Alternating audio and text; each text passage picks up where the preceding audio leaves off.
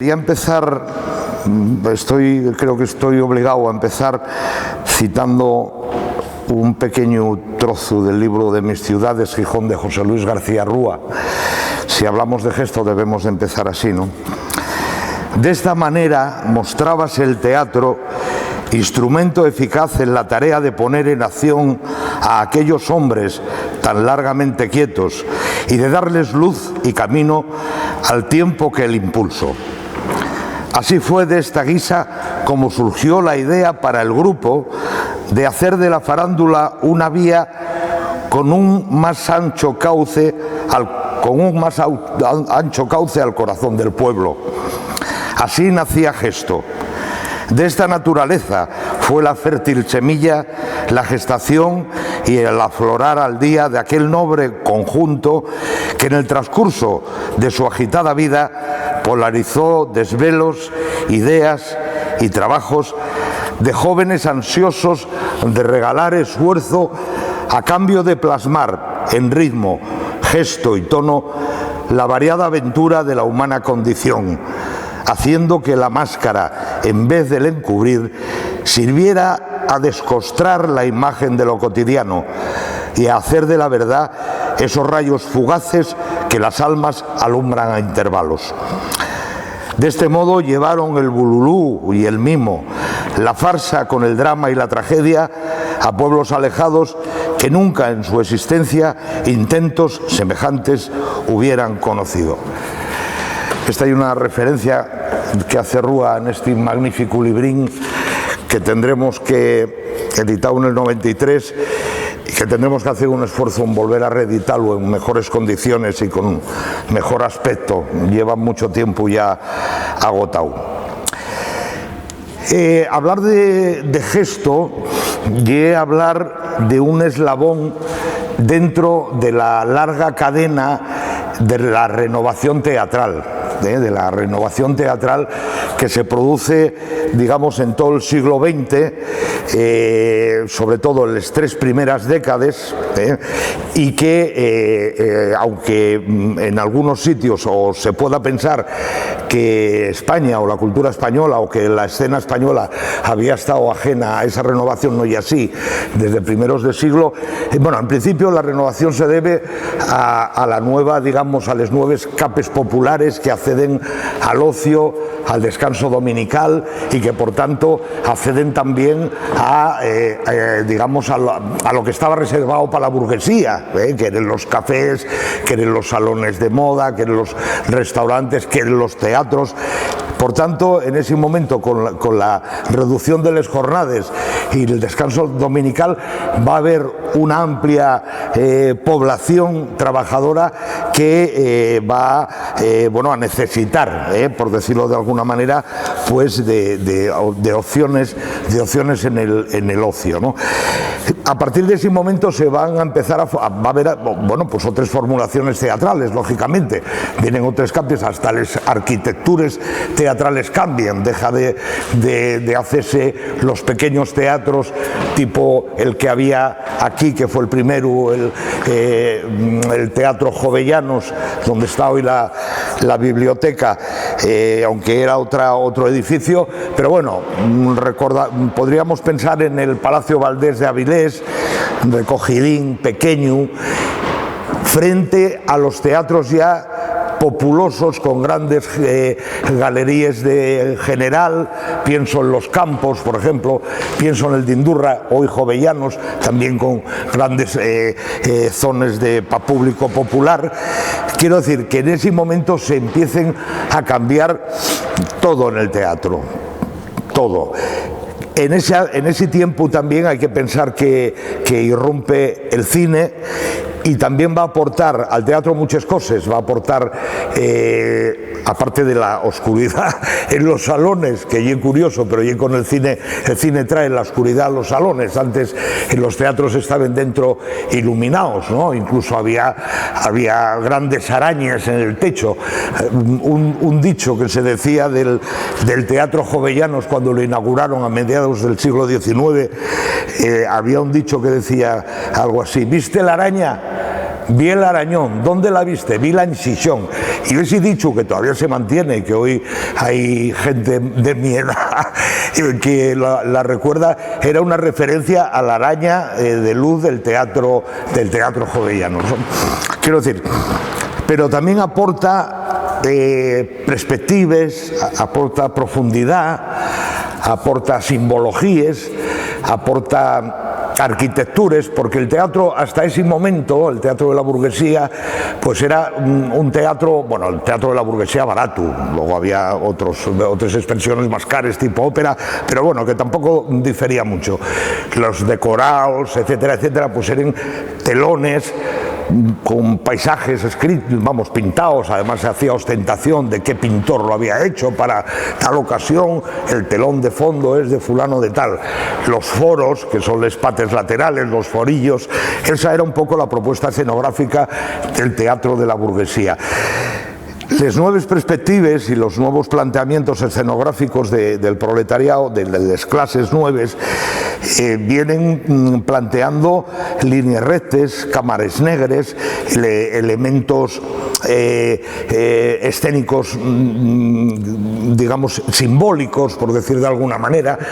Todo eso va desplazando a esos decorados de telón o incluso de bastidor, que reproducen más o menos fielmente un decorado, o vamos, un paisaje o un interior, ¿no? Dentro de esa perspectiva, pensar, por ejemplo, en Valle Inclán, pensar en Margarita Xirgu, pensar en Federico García Lorca, en Alberti, en María Teresa León, en fin, en La Barraca, incluso las misiones pedagógicas, alguna parte que hubo con alguna parte teatral que movieron, y pensar en la renovación teatral que se estaba dando, insisto, en toda Europa y también en España. Lo que pasa es que eso va a quedar interrumpido, como otras muchas cosas, con, bueno, después de la Guerra Civil y el triunfo del franquismo sobre la República. Todo eso queda parado y digamos que empieza a abrirse, o empieza a tomar un cuerpo otra vez a partir de mediados de los 50, que tiene que ver pues con la ruptura ya de la autarquía, la relación con los Estados Unidos, el Vaticano que abre relaciones, etcétera, etcétera. Las bases americanas que nunca, desde luego, jodieron, digamos, autonomía nacional, pero aportaron cultura. Desde esas bases americanas, aparte de los pantalones de Levi Strauss, entraban los libros europeos o del teatro americano, los Arthur Miller, etcétera, etcétera. Entraban los discos, la nueva música, entraba el jazz, en fin, también tenemos así alguna, digamos, alguna deuda positiva con esas bases en los años 50, ¿no? Quiero decir que en concreto en Gijón, en esos años, en los años 50, mediados de los 50, había una corriente teatral que se había sostenido, que era el teatro costumbrista, que digamos que había tenido mucho éxito en los años 30, también cuando la República, a pesar de que había críticas fuertes sobre, bueno, los valores que allí se planteaban. Hay francamente muchas críticas en ese sentido. A partir del 39 vuelve la Compañía Asturiana de Comedias, vuelve a echar a andar. Fueron un par de añinos ahí, del 37 al 39, me refiero a la Guerra de Gijón, y en el 39 José Manuel Rodríguez arranca otra vez la Compañía Asturiana de Comedias, que va a tener sus años mejores en los años 40. Y durante todo ese tiempo el teatro costumbrista había tenido un objetivo, que era viajar a América, llevar el teatro asturiano a la colonia emigrante cubana, puertorriqueña, venezolana, en fin, era un objetivo. Y en el 54 se logra el sueño del salto a América, pero fue un desastre. fue un desastre absoluto, se hizo posiblemente con la mejor de las intenciones, yo estoy convencido, pero acabó, bueno, pues en una ruina terrible. El empresario que había montado la compañía, que era Valbona, el padre de los tal, de la pastelería, padre Abuelo, me imagino, bueno, pues a última hora tenían los pasaportes, no los dio, en fin, fue un absoluto y total desastre. Estuvieron casi 2 años por allí, luego tuvieron que expatriarlos, en fin, fue un desastre. Ese y el panorama teatral, digamos en el 56, pongamos, el viaje a América fue en el 54 y la vuelta fue casi 2 años.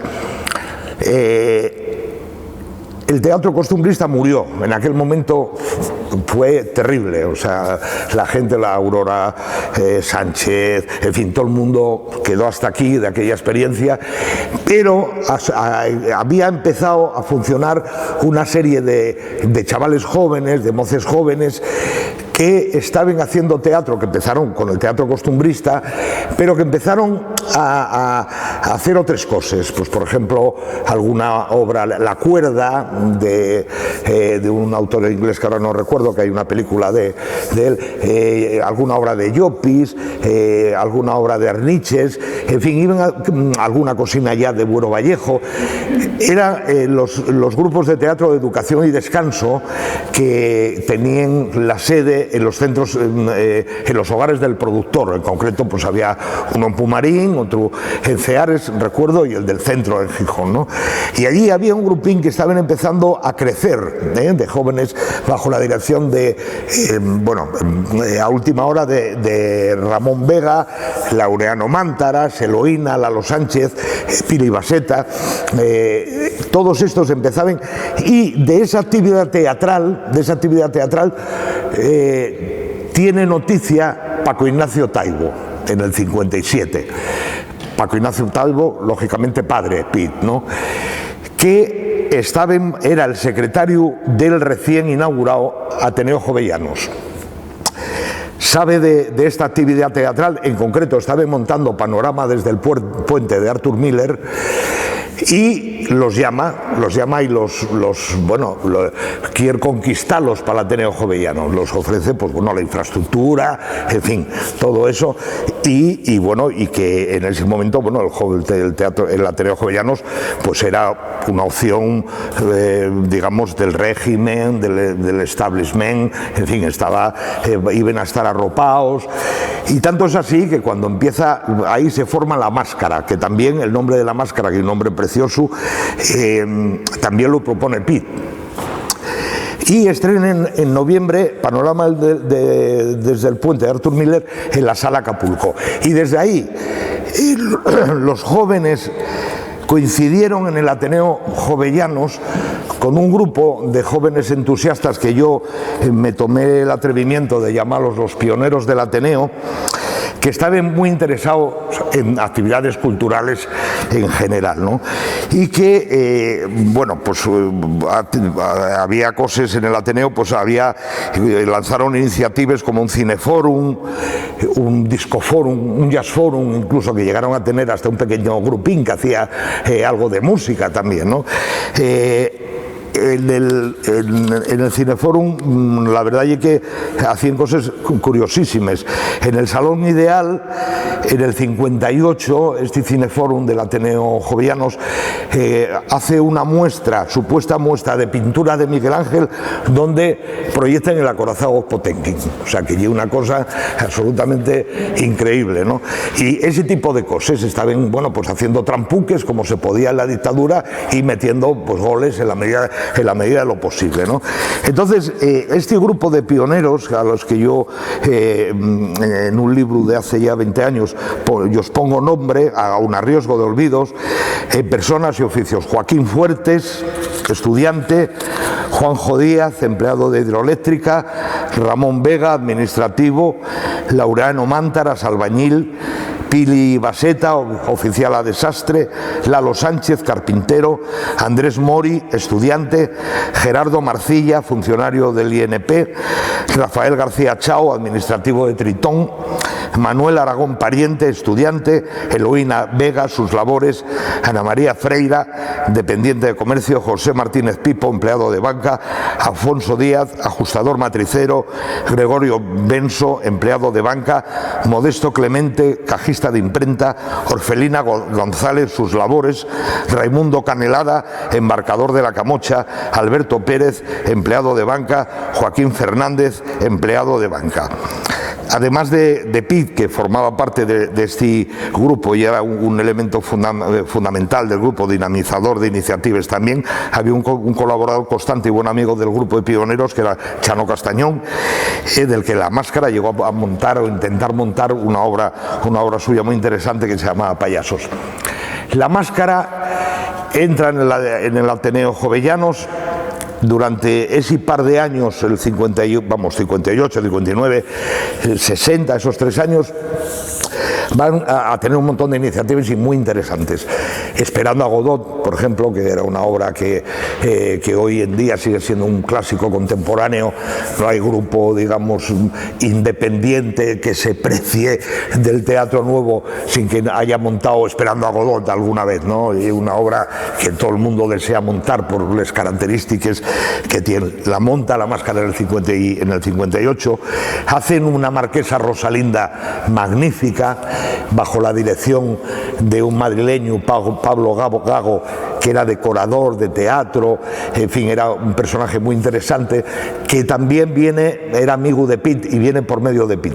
Monte una Marquesa Rosalinda que hacen que la estrenen en el Molino Viejo, que estaba en ruinas de aquella, y aprovechen, bueno, pues la estructura que tiene ahora, ese patio, el Ryuku, y enfrente ponen un tablero, y eso estaba en ruinas. Y andaba Daniel Palacios de aquella luchando por sacar adelante aquel espacio, ¿no? Logren monten allí aquello. La Marquesa Rosalinda bueno, pues una de las obras, no oye todavía el esperpento de Valle Inclán, pero se va acercando, y una cosa muy en las claves de farsa, y un grupo de teatreros que entran en los Jardines Reales de Aranjuez. Entonces el grupo entra en el Molino Viejo por la parte verde, digamos, ¿no?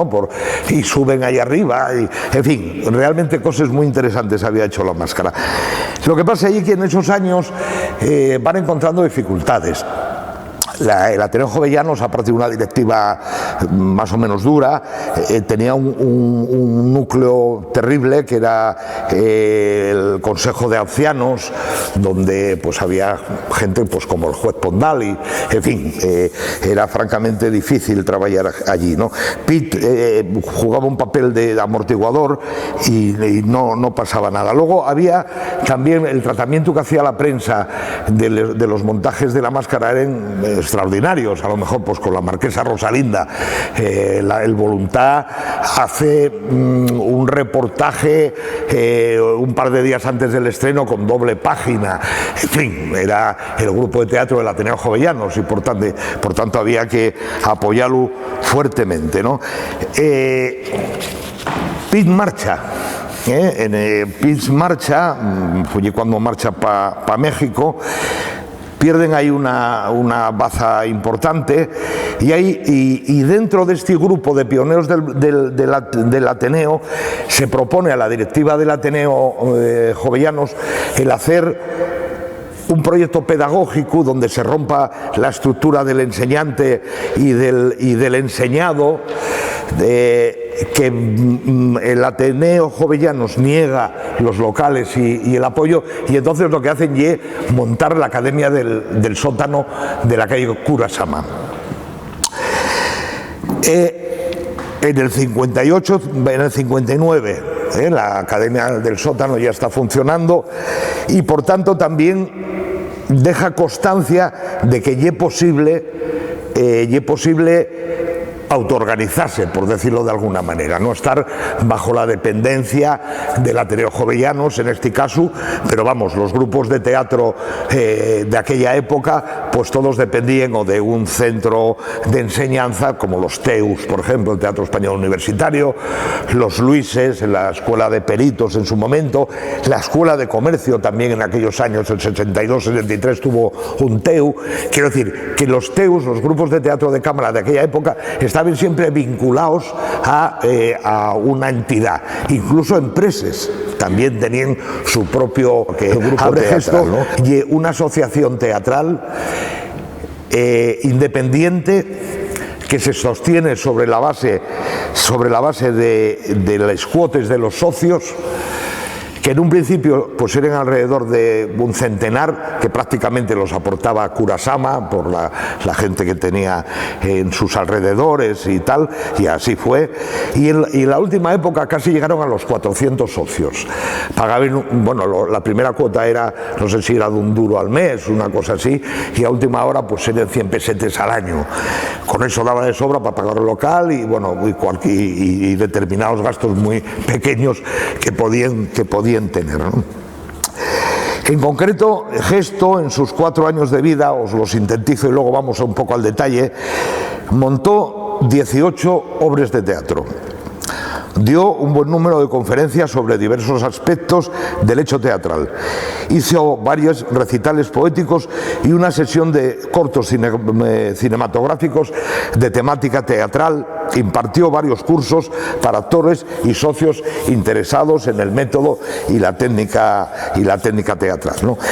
En los veranos del 61, 62 y 64 organizó un evento muy curioso que era el teatro al aire libre, y los 2 primeros años los hizo aquí en este patio, en el patio de la Escuela de Comercio, porque era donde el teatro de la Escuela de Comercio se convirtió un poco en el lugar de exhibición del teatro de cámara, del teatro experimental, del teatro nuevo y tal, ¿no? También pondría en marcha un concurso de autores teatrales cuyo premio era el montaje de la obra. Todo sustentado por socios que en el mejor momento llegaron a los 400, pagando cuotas que empezaron siendo de 60 pesetes y que llegaron a 100 pesetes. La primera actividad de Gesto, y vamos ya con alguna cocina, la primera actividad va a ser una charla de un periodista de Oviedo, que era Ricardo Gerrico, sobre el teatro comprometido. Va a dar una charla donde, digamos, digamos que en ese momento había una gran polémica, por decir, y que no era ajena, digamos, a la opción La Máscara y Gesto. O sea, realmente los sobres que prácticamente habían puesto La Máscara, pues, la mayoría eran de las nuevas vanguardias europeas, del teatro del absurdo, con una capacidad, digamos, de montaje muy libre, y es cierto, pero con un desprecio, venían del existencialismo, del pesimismo, de la constancia de la Segunda Guerra Mundial, con millones de muertos, de la bomba atómica. Todo ese pensamiento pesimista teatralmente se había expresado, pues en eso, en el teatro de los Ionesco, de los Samuel Beckett, de los Adamov, en fin, de todo ese teatro del absurdo, del que tenía gran predilección La Máscara, y no le faltaba razón, porque realmente era muy importante. Digamos que Gesto va a caminar por una vía más de realismo y más de compromiso.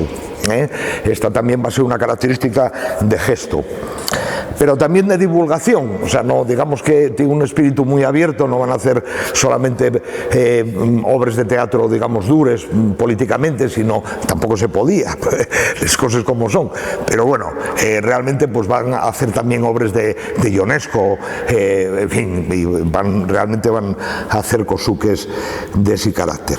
Vamos a ir viendo alguna cosa. El primer montaje se estrenen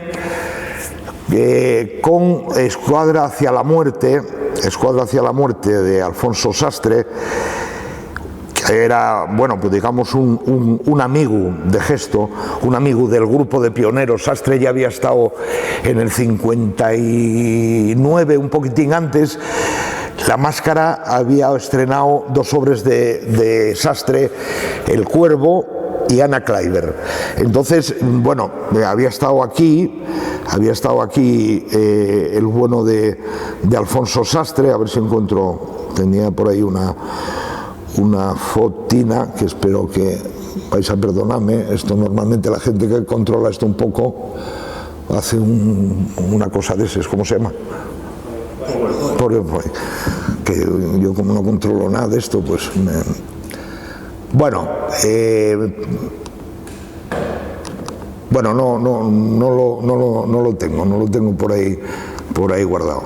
En cualquier caso, Sastre había venido, insisto, al estreno de Ana Kleiber y era amigo de la gente de Gesto.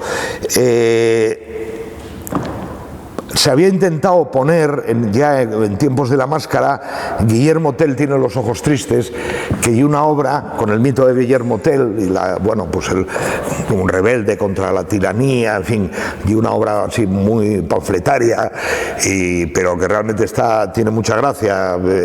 Yo creo recordarla que está en verso, si no toda, buena parte, con muchas canciones, muy brechtiana, y bueno, se lo quitó de la cabeza a la gente de La Máscara, que en ese momento había ido a ver si había manera de poner la obra que os digo, la de Guillermo Tell tiene los ojos tristes. Escuadra hacia la muerte, y una obra. Vamos a ver si me aclaro yo aquí, vais a perdonarme, pero yo soy un verdadero topo.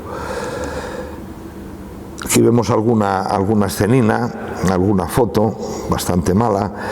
El halo, que nos dejó hace poco, lo vemos aquí. Al halo Nemesio Lavilla, que también muchos veteranos que estamos aquí seguro que lo conocimos, a Nemesio Lavilla, que un duro en calderilla y de 100 para meter rabies. Marchó para Madrid en los años finales de los 60, por ahí, primeros 70, ¿no? Yo vilo allí en alguna obra de teatro, en La muerte de Danton, por ejemplo, sí, en alguna cocina más. Sí, vive todavía, me imagino, ¿no? Sí. Bueno, pues aquí estaba el bueno de tal. Gran éxito de la primera representación de Escuadra hacia la muerte, un reparto razonable con media docena de actores y dirigido por Laureano Mantaras. Bueno, vamos a seguir viendo alguna cosina más. Las sillas. Esta hay una obra muy interesante, que es la segunda obra que va a montar Gesto. Las sillas y una obra de Ionesco muy singular.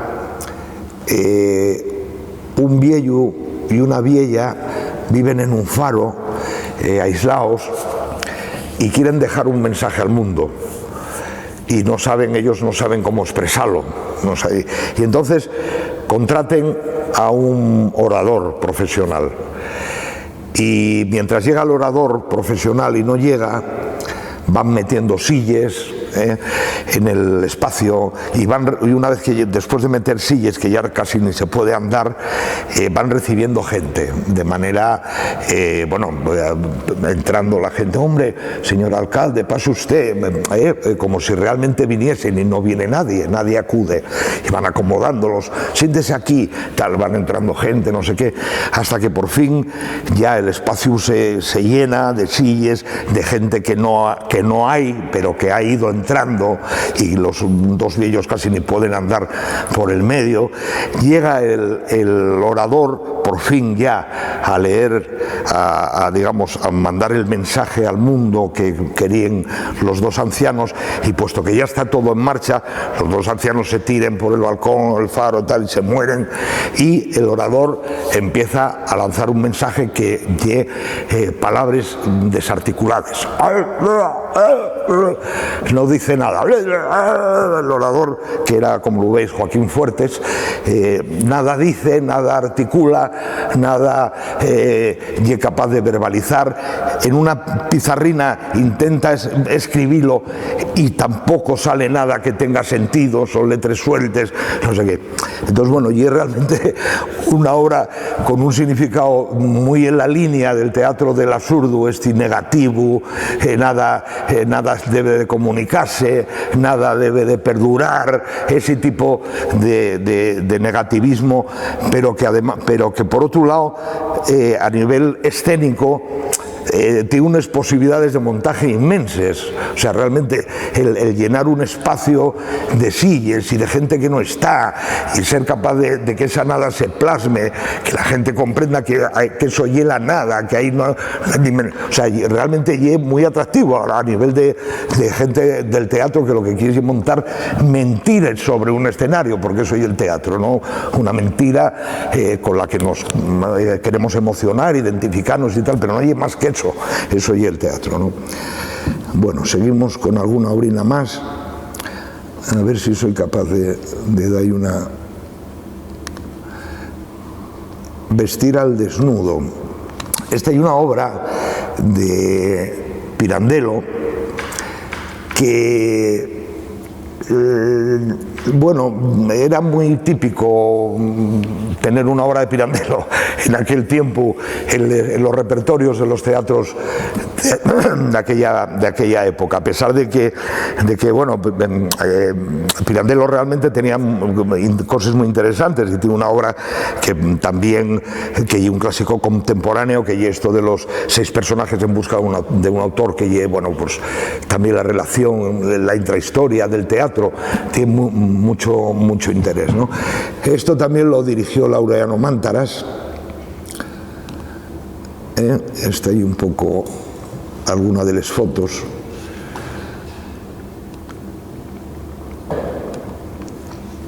Vamos a ver otra cocina ya.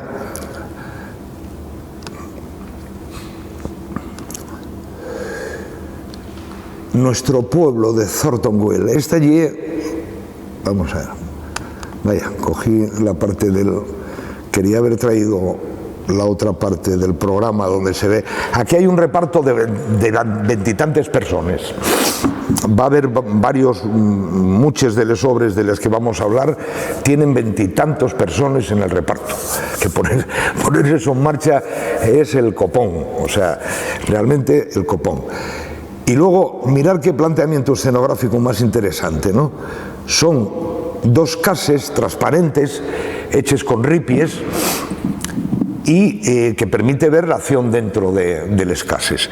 Y entre medios, bueno, pues la calle, donde también va a haber una acción. Esta es la primera dirección de un personaje, de un personaje que va a tener mucha importancia, que es Antonio Rosado Bazola, que era vicecónsul de Argentina aquí en Gijón, un paisano muy culto, muy refinado, y que en todos los sitios donde iba en su carrera diplomática establecía contacto con grupos de teatro amateur y tal, y se vinculaba a ellos, dirigía, daba incluso cursillos, y dirigió varias obras, algunas muy interesantes. Esta de nuestro pueblo, nuestra ciudad, del Thornton Wells, y es realmente impresionante. Vamos a ver otra cosina más.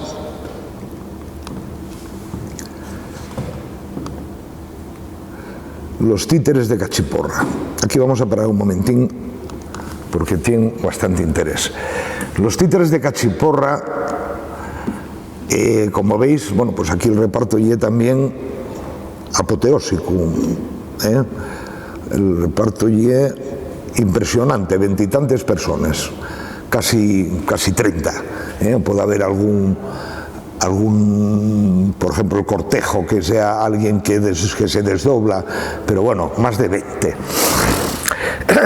Los títeres de Cachiporra va a ser la segunda o tercera vez que se monta en España. La primera vez que se había montado los títeres había sido durante la Guerra Civil, en el Madrid asediado por el franquismo, en un acto oficial de empaque que se le hace a Federico García Lorca y un montaje que dirige Teresa León, con el Teatro del Arte que llevaba Teresa León.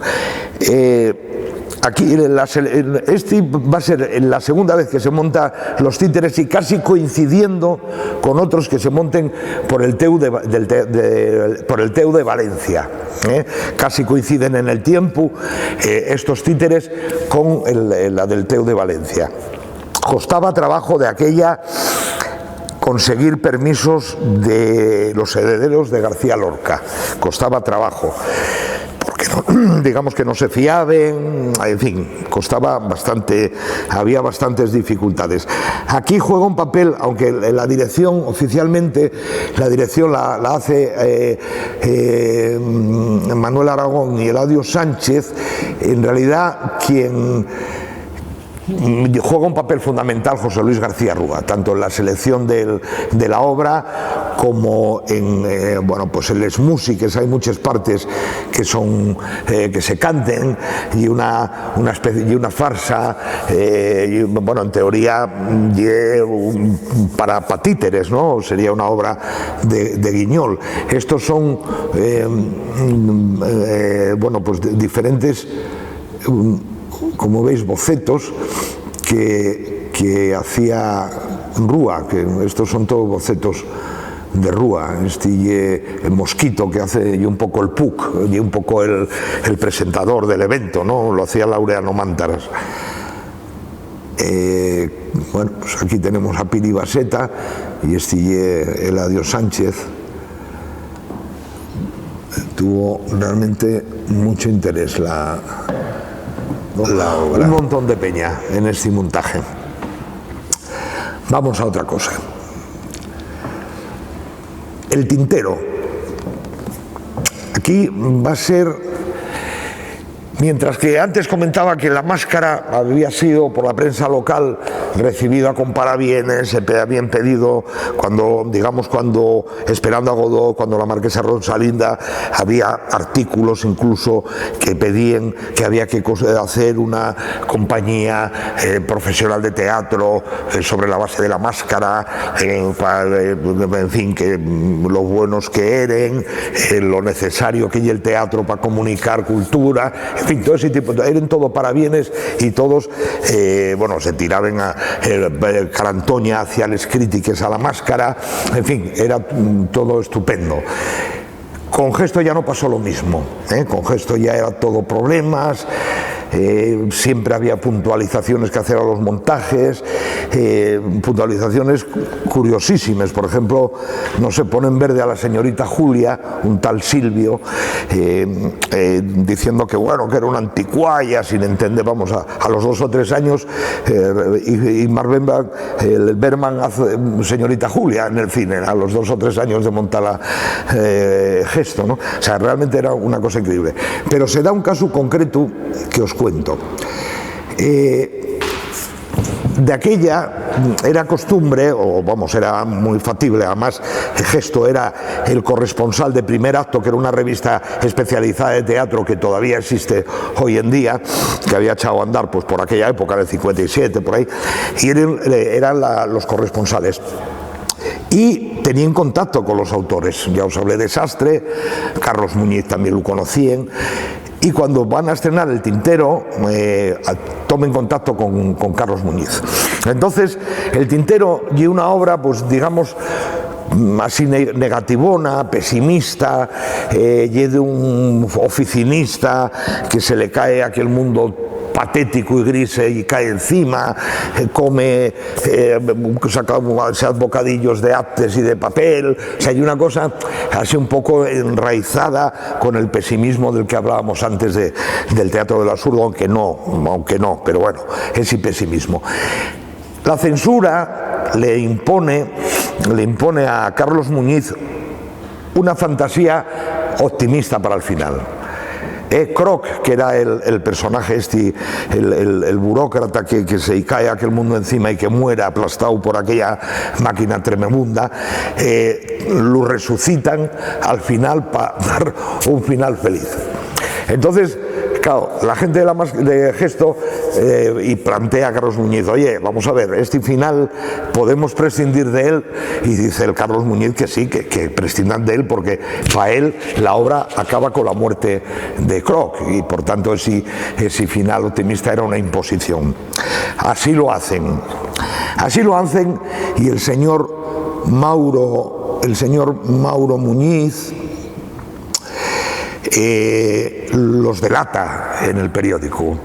Mauro Muñiz sabía lo que estaba haciendo, no era un gacetillero, no era alguien que pasaba por allí y se le escapó el comentario. Mauro Muñiz sabía lo que estaba haciendo y lo que le podía costar a Gesto esa delación, ¿no? Yo, si queréis, lo leemos un momentín. Dice, bueno, el Tintero, Carlos Muñiz escribe fantasía y no un epílogo como, recoge la resurrección de Croc. Esta resurrección fue omitida y se prefirió dejar caer el telón en un gesto violento, malhumorado, bronco. Y entonces los pone verde. Dice que esto que no puede ser, que se creen ellos más autores que el autor y que bueno, que un grupo, en fin, y que no va con el tono de rigor y seriedad que deben tener los teatros de cámara. Bueno, pues que más quería el censor que un aliado así por les buenas, ¿no? Entonces, pues efectivamente, ahí ya en principio hay una sanción en un momento dado. Vamos a ver, cuando se pedía permiso para una obra, se pedía el permiso al autor para representarla. Esto se sigue haciendo y genera unos derechos y un pago que tienes que hacer. Y en aquel momento también había que pedir un permiso gubernativo. Y entonces la censura leía el libreto y podía incluso reclamar, eso se hizo sobre todo en los últimos 60, primeros 70 se hizo mucho, una función, una representación, un ensayo general para el censor, para que viese las intenciones, porque claro, tú podías decir no sé qué escrito y luego claro, con los tonos, la intención, el contexto, tal, pues era muy diferente, ¿no? Entonces aquí, pues lo que pasa es que en muchas ocasiones se pedía permiso para una vez y bueno, y montabas a lo mejor para el 5 de enero el salón de actos de la Escuela de Comercio y el 7 o el 8 lo hacías en el hogar del productor de Ceares y el 9 o 10 o tal hacíaslo en la casa sindical. Entonces bueno, no pasaba nada, pero dependía, porque estabas, digamos, siendo consentido. De tal manera que eso no lo consintió el censor, ¿no? Y dice que Gijón, 1 de febrero del 62, procede a levantar acta por haber representado el día 4 de enero el Tintero en el hogar del productor de Ceares sin consentimiento, algo así, ¿no? Entonces, bueno, después de esto, pues vino, a partir de ahí, esto y una sanción ya, papel de pagos al Estado en valor de 500 pesetes, que era un capitalito, en el 62, 500 pesetes. Yo no me acuerdo de que a la censura, una vez pasada que era central, no era central la censura, había que pedir permiso. Cada representación, cada acto tenía que tener un permiso gubernativo. O sea, tú la censura ya la tenías pasada, por decirlo de alguna manera, el texto y el montaje, pero luego era una reunión que estabas convocando. Por tanto, era un permiso gubernativo que te podían negar, efectivamente. Entonces, como consecuencia de eso y las presiones, los echa Peribáñez, que era un paisano con un talante bastante democrático, director de este centro en aquel momento, les muy a pesar suyo, les comunica en esta carta que adjunto parte superior de... Ah, no, perdón, esta no, esto y esta. Peribáñez dice, para cumplimentar una decisión superior y hasta tanto no sea notificada orden contraria por el organismo competente, debo comunicar que queda suspendido de aquí en adelante la facultad de utilización del salón de actos de esta escuela para las representaciones de gesto. Esto, bueno, pues a Peribáñez realmente le dolió, ya veis el tono que utiliza para dar constancia de este asunto. Bueno, pues nada, os enseño alguna foto. Aquí tenemos al gran Lalo Sánchez, que era un grandísimo actor, toda su vida lo fue, toda su vida. Aquí tenemos el reparto con una dirección de L.C. Barriuso. Luego os explicaré quién es Barriuso. Bueno, a ver, aquí tenemos otra vez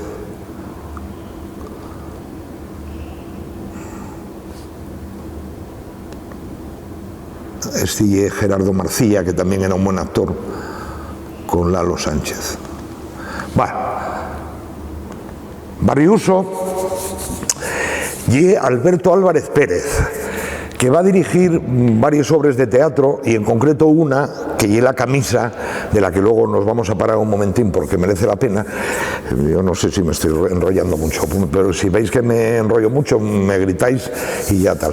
Bueno, y un personaje muy curioso, un hombre así muy tímido, pero que hace unas cosas, bueno, que realmente importantes en la historia de gesto. Y luego, al final, va a haber así algún problema, algún problema entre, digamos, hay divergencias con un montaje, en concreto el de La camisa, que va a suponer pues la ruptura de gesto, en fin, luego hablamos de ello. Bueno, vamos a ir a allí una obra que también la escoge Rosado Bazzola, que había estado en Roma, en Italia. Esto bueno, realmente no tiene mucho sentido ni su montaje, pero bueno, y el 7 de abril del 62. Y un poco el mito de Electra.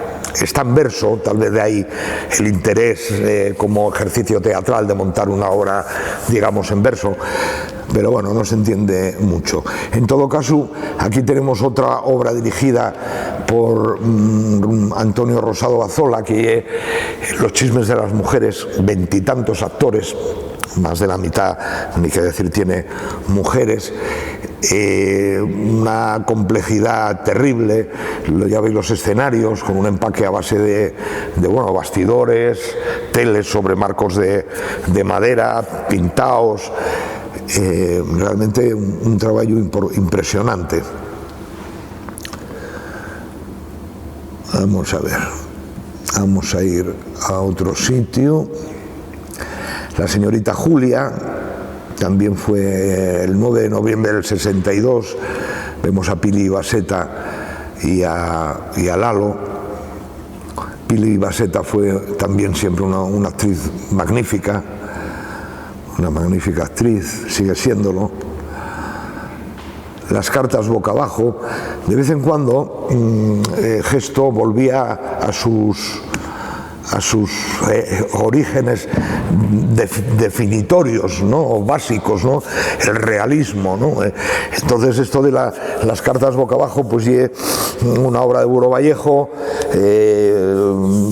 también, bueno, realismo social, ya veis qué tipo de decoración, ¿no? Todo el detalle, la botella de Terry encima de la mesa, la estatuilla Perro Lobo por aquí, los visillos, en fin, eran realmente, Gesto intentaba huir un poco pues con las sillas, con alguna cosa de así un poco más libre, y volvía otra vez siempre a sus principios de realismo comprometido y tal, ¿no? Está yo creo que una manifestación clara de ello. Y luego hay otra obra aquí extraordinaria que yo sigo preguntándome hoy día cómo la lograron meter, que lle en La red de Alfonso Sastre. Este y un grupo Lo que pasa, bueno, la acción está allí en Argelia, de ahí que hubiese pasado al censor, digamos que estaría de buenas, y la localización de Argelia le valió, porque allí un grupo clandestino que está rodeado por la policía y por tanto van a caer y van a ser torturados, etcétera, etcétera, ¿no? Y entonces además, bueno, la dinámica de la historia y un poco esa, ¿no? El problema de la delación, de las tortures, etcétera, etcétera. Esta hay una dirección de Manuel Aragón Pariente, que en muchos casos la dirección de gesto, Laureano Mántaras, digamos que tomó al principio la dirección, parecía como si no estuviese discutida esa dirección, venía ya desde La Máscara, pero Laureano marcha, hay un momento en que marcha para Brasil, se cansa de esto, más o menos coincide un par de años después de Pitt, marcha para Brasil y se queda así la cosa un poco empantanada. Al final ponen la canción de los partisanos de Yves Montand, o sea que realmente un atrevimiento, y que eso seguro que no se lo habían puesto al censor, claro. Vamos a ver, señorita en la red, Historias para ser contadas, y una obra muy típica, yo creo que todo el mundo participó, la gente que estamos en el teatro, yo creo que alguna vez hicimos alguna historia sobre los cortes, piecines pequeñas, incluso para calle, para hacer, pues son pequeñas historias de uno que tiene un flemón y que no puede ir al dentista porque no tiene perres, otro pues un vendedor ambulante que está vendiendo pelotitas, a la pelotita señora, a la pelotita, en fin. Y una obra que además aquí montó, pues bueno, el TEU de Oviedo, el Teatro Estudio de Oviedo, Gesto, la Galerna en su momento, en concreto el TEG cuando rompe, cuando una de las primeras obras que monta el TEG, Historias para ser contadas. En fin, muchos grupos montan historias para ser contadas. Vamos a por otra. Y mira, ya entramos en la camisa, que era donde yo quería llegar, importante.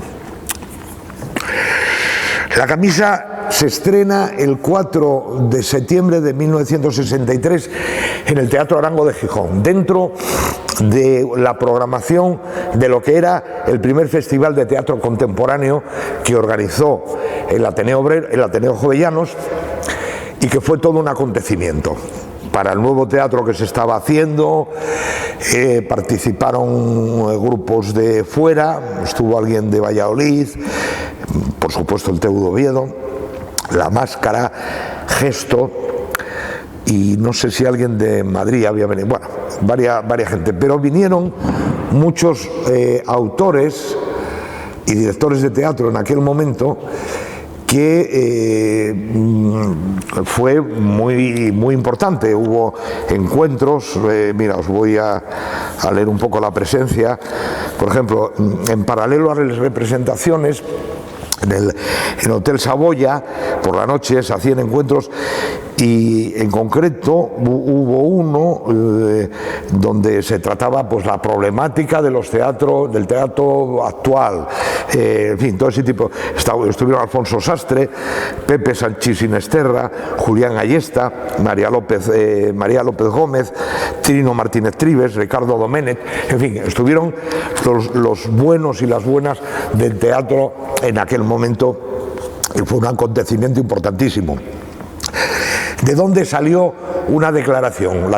Que se llamó la Declaración de Gijón, donde se hace un conjunto de definiciones para el teatro que viene, digamos un punto de arranque para lo que iba a ser el teatro independiente que ya se va forjando y construyendo a partir de finales de los 60 sobre todo, ¿no? Aquí, mira, vamos a ver aquí, esto lo dirige también Alberto, os pongo esta panorámica general del escenario Como veis, y un escenario que funciona, aquí funcionan dos plantes, la acción y un poco aquí en el medio, lógicamente, el Chigre y la casa la camisa allí, una obra sobre la migración, que era un problema gordo en aquel momento. Era un poco el milagro de Alemania, el milagro económico de Alemania y la llamada a la gente a emigrar, a ir a tal. Y bueno, pues y un poco si el debate entre la pérdida de la identidad, la renuncia o no, pues esta hay un poco la cuestión. Y la obra, pues bueno, pues fue realmente extraordinaria. Los decorados los hace Úrculo, un Úrculo joven, muy alejado de aquellos vaques frisones que adornaban todos los cajes de ahorros de Asturias, y aquellos paisanos con el Panamá que no miraban a ningún lado, ¿no? Con el sombrero blanco mirando hacia ningún lado. Aquí era otro Úrculo, porque además el paisano del Panamá tenía más gracia en las cosas de Eduardo Arroyo, de los dibujos de Eduardo Arroyo que tienen otra carga y otro asunto.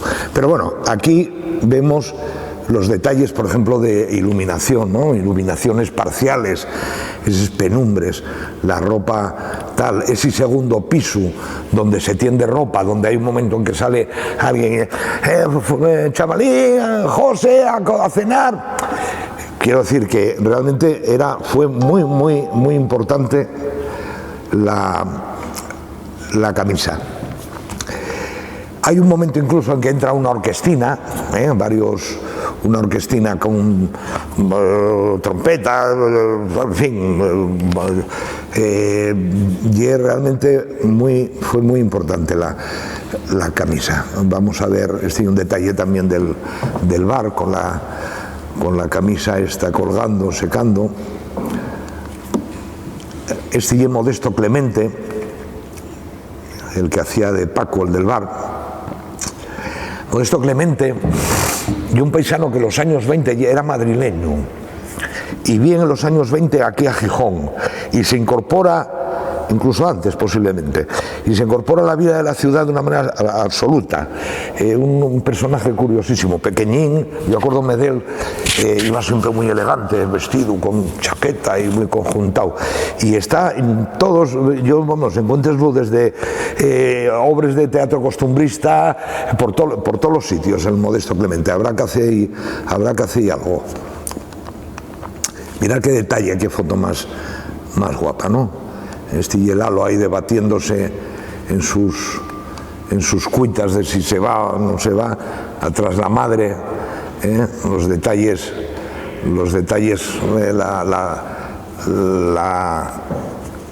la cocina, aquella Orbegozo famosa. Bueno, pues esto fue la camisa. Esto fue la camisa, que fue todo un acontecimiento teatral y de una calidad extraordinaria. Cuando Lauro Olmo, el autor, se entera del montaje de la camisa y de la calidad, porque se lo cuenta todo el mundo, aparte de que de las fotos se lo cuenta Sastre, porque precisamente ese día 4 y cuando se va a hacer uno de los encuentros más importantes por la noche en el Hotel Saboya. O sea que todos aquellos que antes os leía, Alfonso Sastre, tal, habían estado en la función de la camisa. Lauro Olmo se entera de la calidad del montaje y le dice, y toma contacto con Gesto, y dicen que proponen, que vayan teniendo en mente la posibilidad de viajar a Burdeos a hacer una representación en el primer festival de teatro español que se organiza en Burdeos, que lo hace un pariente de Azaña, y Elizondo, que van a ser los que tiren de ese primer festival donde acude la camisa, pero con el nombre de Esquilo, que lleva un grupo de oportunidad que monta Alberto para llevar la camisa a Francia, ¿no? Aquello fue, costó un disgusto grande, en fin. les miserias de los grupos, a veces de los grupos teatrales y de los colectivos en general, ¿no? Que hay realmente situaciones pues jodidas, ¿no? Pues no sé qué más contaros después de la camisa.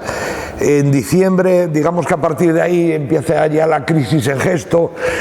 Se estaba dando un problema, digamos que la gente que había creado Gesto, que era el entorno del cura Sama y de la cafetería Manacor, por ser exactos, que era un poco donde se reunía la peña, Rúa, Silverio Cañada, Toni Vega, Tini Areces también en aquel momento, Mario Noendía, en fin, toda la gente que estaba en torno a la Academia del Sótano y que se reunían en el Manacor y después luego en el Costa Verde, ya más tarde en los años me refiero. Estaban perdiendo el control. Había un desfase entre la junta directiva de Gesto como asociación y el grupo teatral, por decirlo de alguna manera, ¿no? Estaba tomando, las cosas iban mal, por decirlo de alguna forma. Y ahí pues hubo un enfrentamiento grande entre la peña del Manacor, cura Sama, y una nueva tertulia que se estaba creando en el México Lindo, donde estaba pues Alberto, Patricio Adúriz, Lalo también estaba por ahí, Alejandro Cuesta, muchos nos acordaremos de Alejandro Cuesta, en fin. Y se da un proceso pues difícil, ya casi irresoluble, de tal manera que hay una gente que se marcha, hay una gente que coge la camisa, usurpa la camisa y se va con ella a Francia, a pesar de que estaba muy claro que la invitación era para Gesto, etcétera, etcétera, pero bueno, se reorienta todo aquel asunto y bueno, Gesto intenta seguir tirando para adelante con montajes como bajo la dirección de Mario Noendía y de otra serie de gente que bueno, que de Toni Evia también. Pero llega un momento en que, digamos, con vagones de madera, y la última obra que monta Gesto, llega un momento, perdonad que ahora mismo llegamos,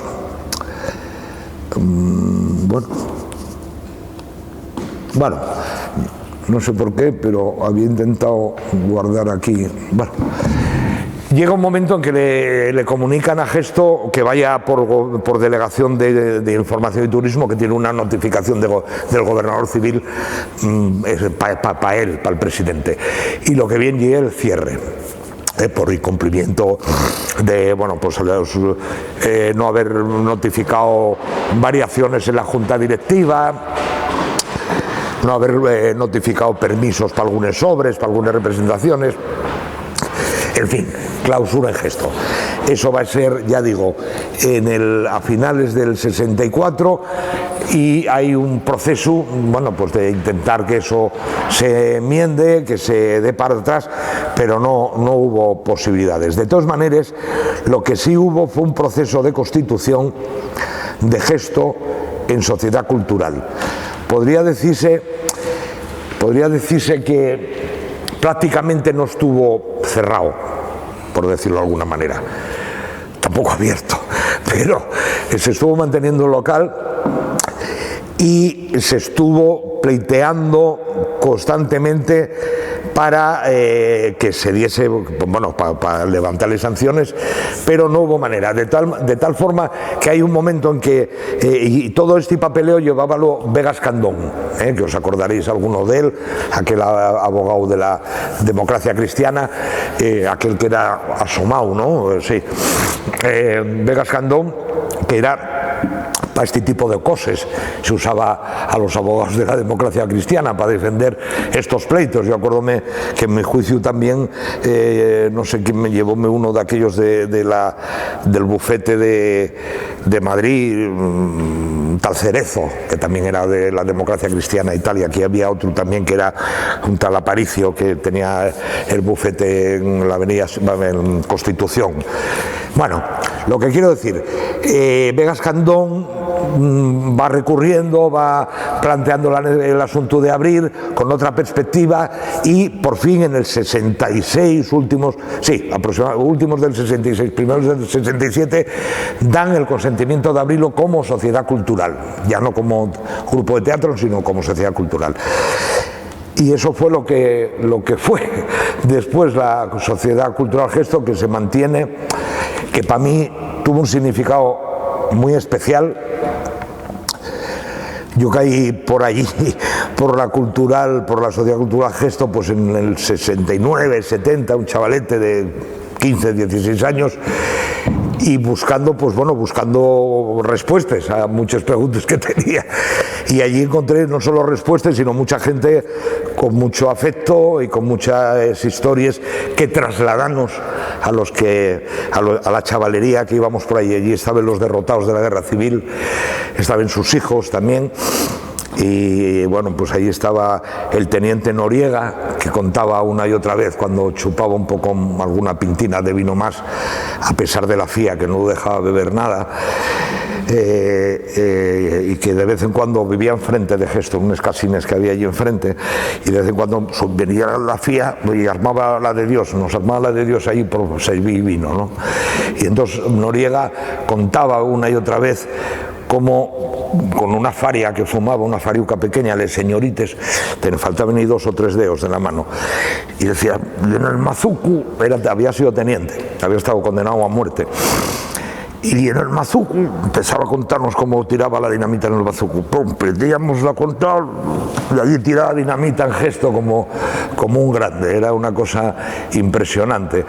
Y luego, aparte de las vivencias así más o menos anecdóticas de Noriega o tal, pues bueno, tuvimos un gran maestro ahí que fue José Luis García Rúa, que nos enseñó a muchos pues ponernos en cuestión prácticamente todo. Yo creo que fue lo que nos puso a nuestra disposición la capacidad crítica, y nos enseñó también que no solo pensar, cuando se piensa en revolución, cuando se piensa en anticapitalismo, hay que pensar también en claves de belleza, no solo en formas de militancia, no solo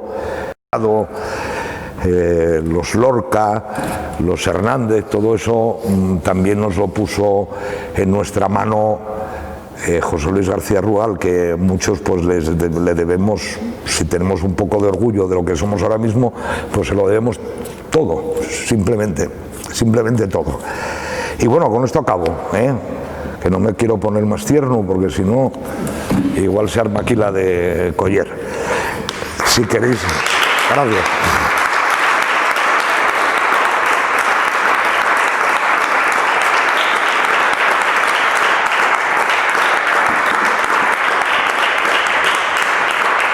Gracias.